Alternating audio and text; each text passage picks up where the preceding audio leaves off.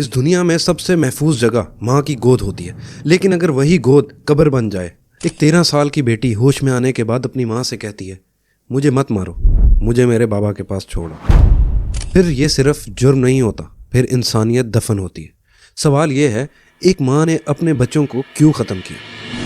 हंसी खुशी घर सोशल मीडिया की वजह से कैसे उजड़ गया? इन सब सवालों के जवाब आपको इस वीडियो में देंगे, लेकिन उससे पहले चैनल को सब्सक्राइब ज़रूर कर लें। मैं हूं चौधरी उमर और आप देख रहे हैं रियल क्राइम केसेस।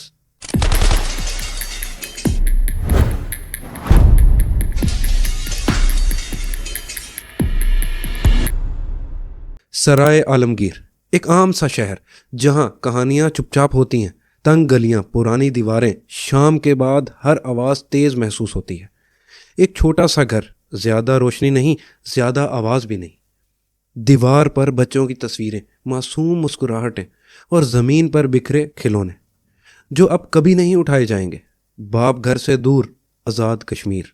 मजदूरी की लंबी शिफ्ट सिर्फ इसलिए कि बच्चों का पेट भरा रहे।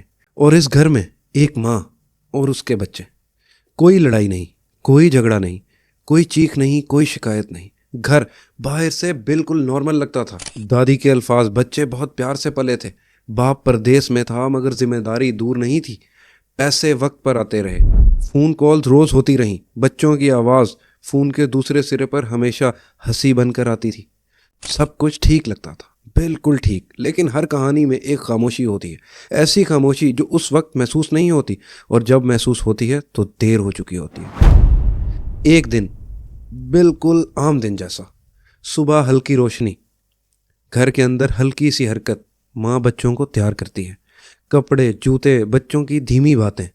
दादी पूछती है, कहाँ जा रहे हो? एक छोटा सा जवाब, कश्मीर। ना घबराहट, ना जल्दी, ना कोई ऐसी बात जो शक पैदा करे, क्योंकि बच्चों का बाप कश्मीर था। दादी ने समझा वहाँ जा रहे हैं। दोपहर गुजर जाती है, शाम ढल जाती है, फिर रात हो जाती है और सुबह भी, लेकिन बच्चे वापस नहीं आते। फ़ोन मिलाया जाता है, बंद। दरवाज़ा देखा जाता है, बंद। और घर के अंदर सिर्फ एक चीज़ जिंदा रहती है, बेचैनी। दादी के जहन में एक सवाल घूमता है, बच्चों के साथ कहाँ जा सकती है? बाप को फ़ोन किया जाता है, आवाज़ कांप रही होती है। सिर्फ इतना कहा जाता है, माँ बच्चे नहीं मिल रहे। वो सब कुछ छोड़ छाड़ कर वापस आता है, उन्हें बाज़ारों में ढूंढता है, फिर पुलिस स्टेशन जाता है।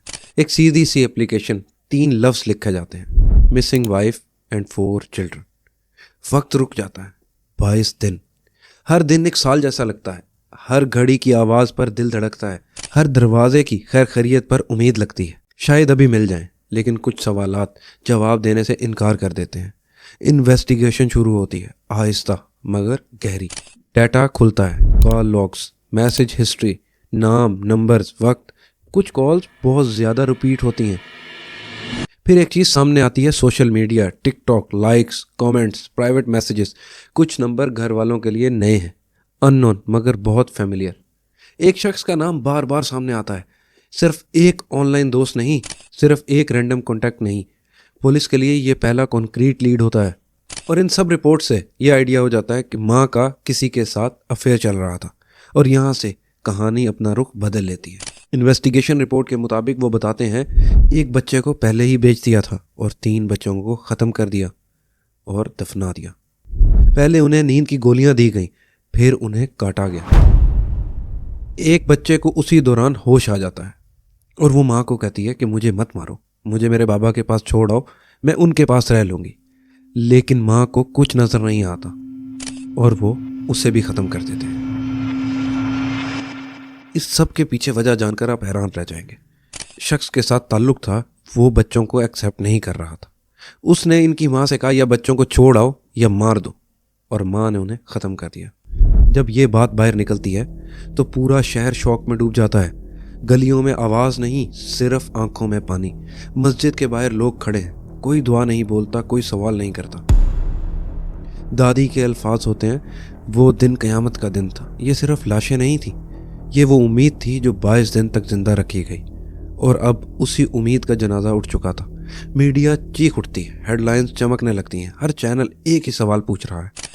सड़कों पर सरगोशियाँ, हर घर में बहस। सवाल उठते हैं, क्या माँ अकेली थी? क्या कोई और भी इस कहानी का हिस्सा था? या सब पैसे के लिए था, या किसी अंधी मोहब्बत के लिए।